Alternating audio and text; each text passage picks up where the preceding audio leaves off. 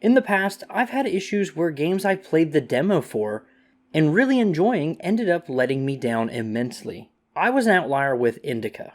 Where that worked well for others, I believe that the story felt short and frankly unfinished. Or Gourd, a game about running a settlement in a grimdark world where every character has their own progression, skills, and lineages. That time, the content didn't let me down, but rather the bugs did. So, when I missed out on Angerfoot earlier this year because I was a little too poor and quite frankly too busy, I kind of rationalized that that was probably the case there too, and it would have let me down. The demo was really good in terms of style and overall vibe, just everything about it was fun. And from the demo, it was clear that this was definitely a comedy-styled game, leaning really heavy on its physics, as well as its titular mechanic, kicking. And with a few levels, it really showcased just how varied some of those encounters could actually be.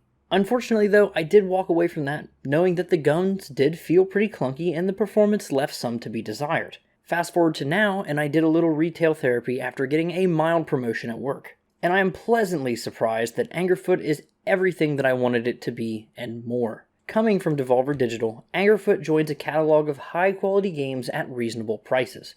Here, it's $24.99, although I did pick it up on sale. The developer is Free Lives, and while they have made games like Broforce and Gorn, they're most known for their public feud with YouTuber fallinghurts. I'm just kidding. Whoever runs the Free Lives Twitter account, I'm so sorry. I still love you, and yeah, I'll buy you flowers. But anyways, Angerfoot is great in so many ways. So let's go ahead and get into it with our first category, the story, which is expectedly basic. It's John Wick, but instead of someone taking your car, they stole your shoe collection. And instead of someone offing a puppy, they get in the way of date night. Now, our shoe collection was split up into 4 gangs.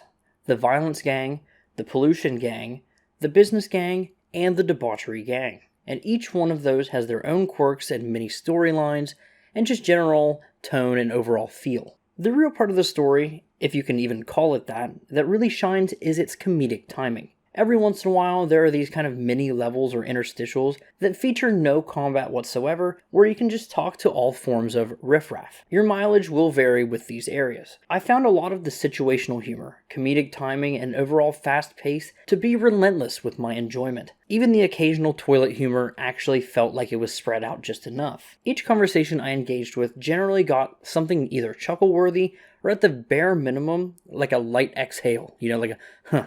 Now, some players don't care about that though. So if you're going to just walk through these sections, they aren't very long, they're just very dense. So you could really walk through the room in less than a minute. So it really doesn't mess with the pacing too much as long as you know that that's exactly what that room is. There's no forced dialogue and you can walk right through.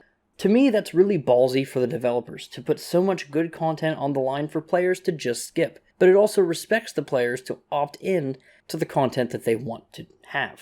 Like, you may never see things like the guy standing in the middle of the street with a sign protesting that jaywalkers are in fact criminals too, and that he should be allowed in a gang. Or 2 guys staring at a tent halfway underwater in the sewers saying that they wanted to get into the real estate business, but the property values are sinking. There's so many nifty play on words or spoofs of real life crimes to be good actions in this terrible world, as everyone in Shit City is a criminal. Not to mention the shock value of almost every interaction you have within this game world is you kicking things. People, doors, levers, windows, barrels, not people, also not people, and even more not people. But really, Angerfoot is funny. I won't say there's a good story here, but I really don't think it's trying to be, and I don't think that's a cop-out either. But because it succeeds so well with its comedy, I think it makes up for that entirely. Another area Angerfoot succeeds is the gameplay. Just like the jokes and the wit, the levels are very fast-paced. As you work your way through each of the game's unique districts in a linear level-to-level progression, you'll have an opportunity to earn 3 stars per level. The first you get just by completing it. The second and third, you'll have to go for optional challenges. Whether it's getting a certain number of headshots, killing all enemies, killing no enemies, using only your kicks to complete, not kicking at all, or getting done in a certain time constraint, there's a myriad of ways the game can challenge the player. The level design is generally pretty good too. Nothing feels too samey even in a similar style of environments, and the encounters are usually in one of 2 camps, difficult or a super easy power trip. These are paced pretty well, deciding between the two, and it makes the levels feel satisfying and rewarding to complete all on their own. A minor issue I did actually have with the level design is something that doesn't come up super often, and I know that certain shoes would offset this a little bit, but at a base level, any of the jumping or the light parkour mechanics within the game, jumping certain gaps, is super unreliable for me personally. I wasn't a big fan of it, and it doesn't really rely on it as much later in the game, but there's a few levels earlier on that they're not always instant fails if you fall, but it's even more annoying that way too. It's like there's no grace period and it needs you to be a precision platformer when that's just not what the game is, and it's not really responsive enough for that. One thing I did notice that did kind of like take me out of the experience just a little bit was really the fact that the AI in the game didn't always seem 100% reliable. You know, on one hand, the game is really challenging. The enemies don't really miss their shots too often, and I think in that way it's challenging because a lot of the enemies are actually projectile focused, which is good. However, any of the melee focused enemies who are going to be running at you much faster and, you know, really closing that gap much sooner, you may want to bait them through a doorway or something, you're going to notice that every once in a while, whether it be on glass or bodies on the floor, sometimes their pathing will break, and they'll just stand there in the middle of the floor. Making them easy targets eliminates any difficulty, anything like that. But on top of that, just the simple fact of all of the enemies running perfectly through in the exact same line, because that's what the pathing demanded, the AI or whatever, it just is interesting. It really shows how the game kind of breaks down in that way if the enemies have to move any certain amount of distance. But circling back to the challenges I mentioned earlier, you use those stars to unlock new footwear.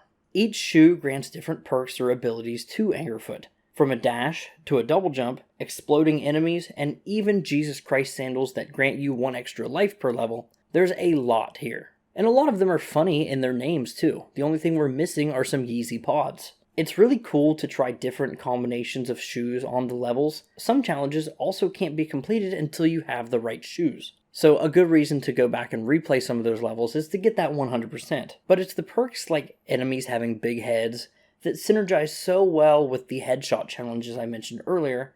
And all of this stuff just flows together really well, especially once you get into the groove of looking for it. Now, as for the weapons in the game, you've got a pretty good variety. You've got pistols, SMGs, shotguns, grenade launchers, and pretty much everything else in between. Unfortunately, it saves some of its best weapons for way later in the game. A lot of the enemy variety within the game is also pretty inspired as well, from basic pistol enemies to grenade throwers, all the way down to horror-like things that crawl on the walls or run at you with knives.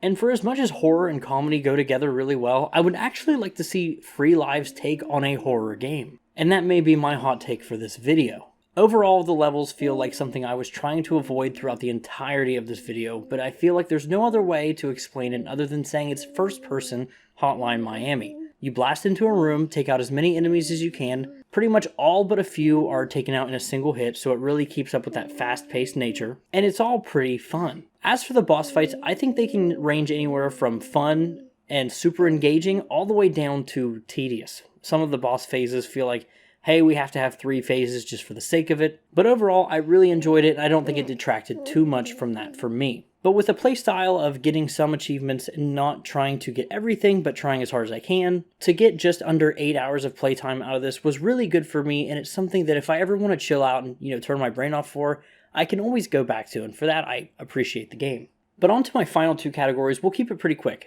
No, don't do that. Don't? What are you doing? Do you think it looked good, or do you think it looked bad? It looks bad. Oh, well, I disagree. I think Angerfoot looked really good. I think the 3D and... It looks really bad. Oh, okay. I think the 3D style visuals for the game really lends itself to the comedy, especially with the off-colored look. It's not the normal colors that you'll see in the game. The palette is very inspired. And just in general, it kind of fits with the Free Live studio. No, it's bad. Gotcha. It just fits with the Free Lives, kind of look of all their games. And I think it's very charming overall. As for the audio of the game, while my fiance didn't like it, she thought it was very annoying. Don't do it. Don't do what? It's bad. Are you Angerfoot's #1 hater? No. No, you're not? Who? I am. You are. Okay, gotcha. But anyway. So. So, yeah. I think the music is really good. I really do like it. It's fast-paced. It keeps up with that very fast, well, straight-up comedy and the gameplay. And with that, overall, I would gotta say that I think Angerfoot is really good price proposition. At least what I got it for at like 20% off. And even at $25 US, I think that's pretty good as well. Maybe that's just me being a parent, as you can clearly tell. But I'm really a fan of games that don't take too much time, but also prevent so much style and substance throughout that you can't help but love it overall. And that's where I'm at with Angerfoot. To anyone watching this, thanks, and please consider subscribing. Goodbye.